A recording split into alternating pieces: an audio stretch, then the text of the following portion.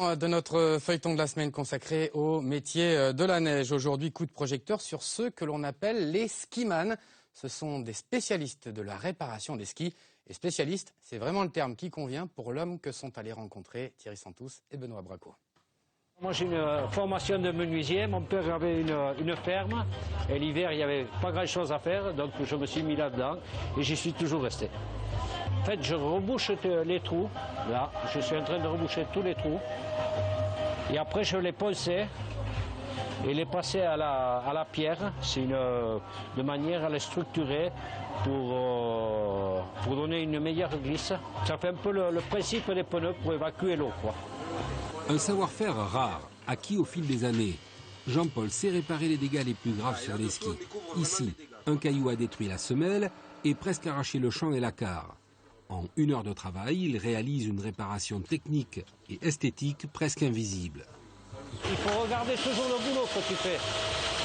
Pas faire confiance à la machine, quoi. Réparation, entretien, préparation course. L'atelier de Jean-Paul, c'est un peu son royaume.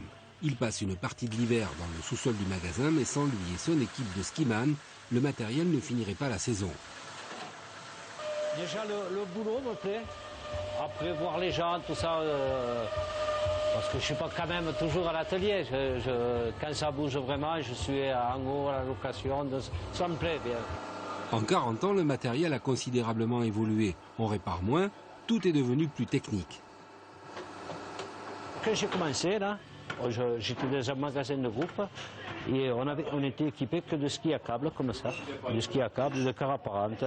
Et il fallait changer les cars, les courber parce qu'on n'avait pas de cars courbés, alors il fallait les forger pour... Quand on prend l'air, on en profite de s'allumer une cigarette.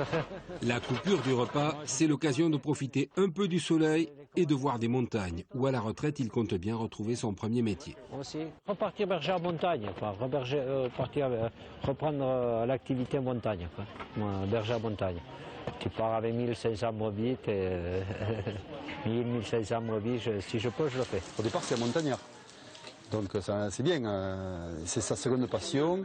Il ne fait plus berger l'été maintenant, mais il accompagne ses copains bergers. Il faut savoir que Popol, chez nous, est à l'année. Mais comme il travaille fort l'hiver, on lui libère beaucoup de temps l'été. Et l'été, il passe son temps à aller accompagner ses copains bergers.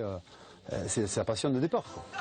Jean-Paul, dit Popol, fait partie de ces métiers peu visibles depuis les champs de neige, mais devenus indispensables au fonctionnement des stations. Et demain, nous suivrons